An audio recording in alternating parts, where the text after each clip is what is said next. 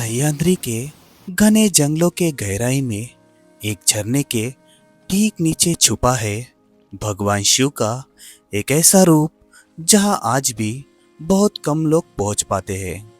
श्रावण के इस पावन महीने में चलिए मेरे साथ भगवान शिव के छठे ज्योतिर्लिंग भीमा शंकर की ओर, जहां से एक पवित्र नदी भी जन्म लेती है। तो चलिए शुरू करते हैं यह पवित्र सफर। इस वीडियो में मैं आपको बताऊंगा भीमा शंकर कैसे पहुंचना है, श्रावण में यहाँ पार्किंग की सुविधा कैसी होती है, भीड़ से बचने के टिप्स, दर्शन का सही समय, रुकने और खाने पीने की पूरी जानकारी, पूरे ट्रिप का बजट, गुप्त भीमा शंकर तक का पूरा ट्रैक और ऐसी कई जरूरी जानकारी जो अक्सर इंटरनेट पर भी आसानी से नहीं मिलती है। और सबसे ज़रूरी बात, मैं आपको वही इन्फॉर्मेशन बताऊंगा जिसे मैंने अपने इस यात्रा के दौरान खुद एक्सपीरियंस किया है, ताकि आपकी जर्नी आसान और बेहतरीन बन सके। अगर आप भी मेरी तरह महादेव के सच्चे भक्त हैं तो कमेंट में हर हर महादेव ज़रूर लिखना। अगर आप ट्रेन से भीमा शंकर आ रहे हैं तो सबसे पहले आपको पुणे रेलवे स्टेशन तक पहुंचना होगा। यहाँ से भीमा शंकर की दूरी लगभग 125 किलोमीटर है और बस की कनेक्टिविटी भी यहाँ से काफ़ी अच्छी है।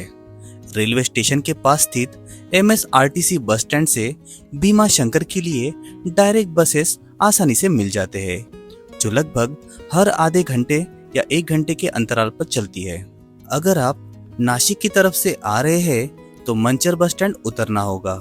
वहाँ से हर 15 से 20 मिनट में भीमा शंकर के लिए बसेस मिल जाती है। वही अगर आप पुणे से आ रहे हैं तो नासिक की ओर जाने वाली बस आपको मंचर बस स्टैंड तक पहुंचा देंगी और वहां से आपको हर 15 से 20 मिनट में भीमा शंकर के लिए आसानी से बसेस मिल जाएंगी।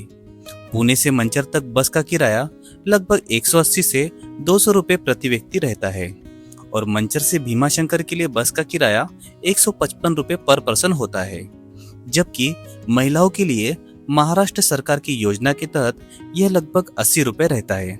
लगभग 2.5 घंटे के सफर के बाद हम भीमा शंकर पहुंच चुके हैं, लेकिन यहाँ हमारा स्वागत मंदिर से पहले घने कोहरे ने किया। अगर आप अपनी कार या बाइक से आ रहे हैं तो एक जरूरी बात जान लीजिए। श्रावण के दौरान सुबह लगभग 11 बजे के बाद मंदिर के पास वाहनों की एंट्री बिल्कुल भी बंद कर दी जाती है। ऐसे में आपको अपनी गाड़ी लगभग 4 से 5 किलोमीटर पहले निर्धारित पार्किंग में खड़ी करनी होती है। अच्छी बात यह है कि फिलहाल यहाँ पार्किंग बिल्कुल फ्री है। पार्किंग करने के बाद महादेव के दरबार तक पहुँचने के लिए करीब 4 से 5 किलोमीटर का रास्ता पैदल ही तय करना होता है। महाराष्ट्र शासन की बसें आपको सीधे मंदिर के पास वाले बस स्टैंड पर उतार देती है और यहाँ से मंदिर की दूरी मात्र 500 मीटर है। और बस से आने वालों के लिए यही एक फायदा है कि पार्किंग से यानी कि 4 से 5 किलोमीटर पैदल चलने की जरूरत नहीं पड़ती है। रुकने के लिए भीमा शंकर बस स्टैंड के आसपास कई होटल, लॉज और गेस्ट हाउस आसानी से मिल जाते हैं, लेकिन श्रावण के महीने में श्रद्धालुओं की भारी भीड़ के कारण होटल के रूम्स और रेंट नॉर्मल डेज के कंपेयर में काफी बढ़ जाते हैं। एक कमरे का रेंट लगभग 3000 से 4000 या उससे भी ज्यादा हो सकता है। अगर आपका बजट कम है तो मैं आपको सजेस्ट करूंगा कि मंदिर के पास के गांव में भी आपको कम रेट के कमरे आसानी से मिल जाते हैं। वही यदि आप अपनी कार से यात्रा कर रहे हैं तो मंदिर से लगभग 10 किलोमीटर पहले ही MTDC रिजॉर्ट में भी ठहरने के लिए एक अच्छा ऑप्शन है। और अगर आप श्रावण के दौरान यात्रा कर रहे हैं तो पहले से ही ऑनलाइन होटल बुक कर लेना सबसे बेहतर रहेगा। अब शुरू होता है इस यात्रा का सबसे खास हिस्सा। मंदिर तक पहुंचने के लिए लगभग 500 से 600 सीढ़ियां नीचे उतरना होता है। अगर होटल आपने नहीं लिया है तो मंदिर के पास मौजूद फूल प्रसाद की दुकानों से पूजा सामग्री लेकर आप अपनी बैग और जूते चप्पल यहाँ रख सकते हैं।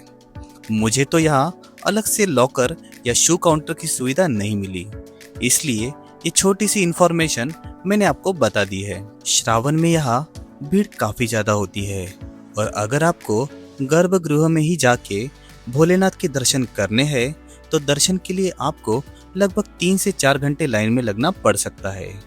अगर आपको मुख दर्शन करना है तो आमतौर पर 2 से ढाई घंटे का समय लगता है। फिलहाल यहाँ किसी भी तरह की वीआईपी या शीघ्र दर्शन सुविधा उपलब्ध नहीं है। सभी को नॉर्मल लाइन से ही दर्शन करने होते हैं। मंदिर के इतिहास और पौराणिक कथा की बात करें तो यह मंदिर नागर शैली की वास्तुकला का सुंदर उदाहरण माना जाता है। इतिहासकारों के अनुसार वर्तमान मंदिर का मुख्य निर्माण 3री शताब्दी के आसपास हुआ था। कहा जाता है कि त्रेता युग में त्रिपुरासुर नाम का एक शक्तिशाली राक्षस था। उसने इसी जंगल में भगवान शिव की कठोर तपस्या की। उसकी भक्ति से प्रसन्न होकर भगवान शिव ने उसे ऐसा वरदान दिया कि उसे ना कोई नर मार सकता है और ना ही कोई नारी। परंतु त्रिपुरासुर ने अपनी इन शक्तियों का दुरुपयोग करना शुरू कर दिया। इसलिए भगवान शिव ने माता पार्वती के साथ मिलकर अर्धनारीश्वर का रूप धारण किया और कार्तिक पूर्णिमा के दिन त्रिपुरासुर का वध कर दिया। तभी से इस दिन को त्रिपुरारी पूर्णिमा के नाम से भी जाना जाता है। युद्ध के बाद भगवान शिव ने इसी पवित्र स्थान पर विश्राम किया और तभी से यह धाम भीमाशंकर के नाम से प्रसिद्ध हुआ। मुख्य मंदिर से कुछ ही दूरी पर माता कमलाजा का मंदिर स्थित है। माता कमलाजा को माता पार्वती का ही एक रूप माना जाता है। मान्यता है कि त्रिपुरासुर के विरुद्ध युद्ध में माता ने भगवान शिव की सहायता की थी और भगवान ब्रह्मा ने कमल के फूल अर्पित कर उनकी पूजा की। इसीलिए उनका नाम माता कमलाजा पड़ा। अगर आप मॉनसून या श्रावण में यात्रा कर रहे हैं तो अपने साथ रेनकोट या छाता जरूर रखें, क्योंकि यहाँ कभी भी बारिश शुरू हो सकती है। अगर आपने अपने साथ रेनकोट या छाता नहीं भी लाया है तो टेंशन लेने की कोई जरूरत नहीं। मंदिर के पास ही आपको 100 रुपीज में रेनकोट आसानी से मिल जाते हैं। अब चलते हैं इस घने जंगल के उस रहस्यमय हिस्से की ओर जहाँ तक बहुत कम लोग पहुँच पाते हैं।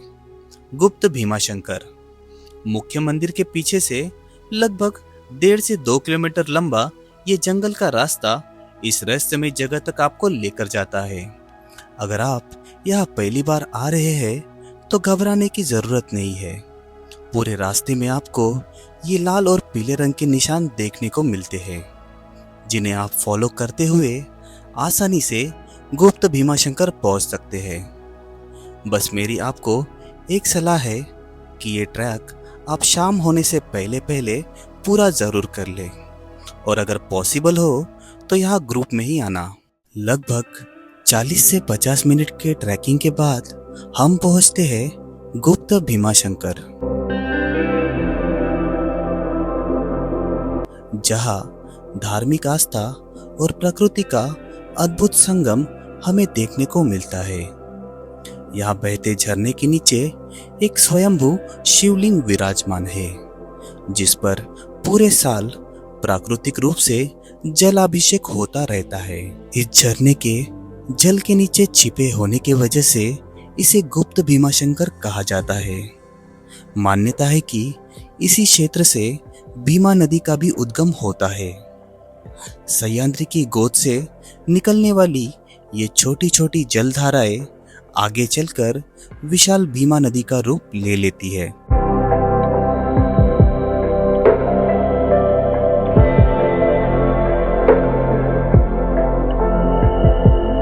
हमने हमारी इस यात्रा को एक ही दिन में कंप्लीट करा है और दर्शन के बाद वापस बस स्टैंड पहुंच गए। एक जरूरी बात आप याद रखें, शाम 6 बजे के बाद पुणे के लिए आखिरी बस यहाँ से रवाना होती है। इसलिए कोशिश करें कि 6 बजे से पहले बस स्टैंड आप पहुंच जाए। अगर किसी वजह से आपकी बस छूट जाती है तो बस स्टैंड के पास ही आपको इको टैक्सी मिल जाती है, जो आपको मंचर तक छोड़ देती है। हालांकि शाम के समय इनका किराया थोड़ा ज़्यादा हो सकता है, इसलिए समय पर बस स्टैंड पहुंचना सबसे बेहतर होगा। अब आखिर में बात करते हैं इस पूरे यात्रा के बजट की। अगर आप पुणे से बाय ट्रेन आते हैं और आगे बस से भीमाशंकर पहुंचते हैं तो बस यात्रा लोकल ट्रांसपोर्ट और खाने पीने का खर्च मिलाकर 1000 से 1200 रुपए पर पर्सन खर्चा आता है। इसमें ट्रेन टिकट और होटल का खर्च शामिल नहीं है। अगर आप 1 नाइट एक्स्ट्रा स्टे करना चाहते हैं तो उस हिसाब से आपका बजट भी बढ़ सकता है। भीमाशंकर ज्योतिर्लिंग वह पावन धाम है जहां महादेव की दिव्यता, सह्याद्री की खूबसूरती और प्रकृति की अद्भुत शांति एक साथ महसूस होती है। अगर आप भगवान शिव के भक्त हैं तो जीवन में कम से कम एक बार तो इस ज्योतिर्लिंग के दर्शन अवश्य करना।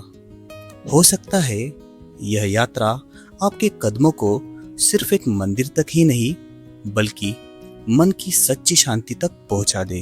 अगर ये वीडियो आपकी यात्रा की प्लानिंग में कुछ भी मदद कर पाया हो तो वीडियो को लाइक करें, अपने परिवार और दोस्तों के साथ शेयर करें और ऐसे ही जेन्युइन ट्रैवल वीडियो के लिए हमारे चैनल ट्रैवलर ओम को सब्सक्राइब करना ना भूलें। मिलते हैं आपसे एक और इंफॉर्मेटिव वीडियो में। तब तक के लिए हर हर महादेव।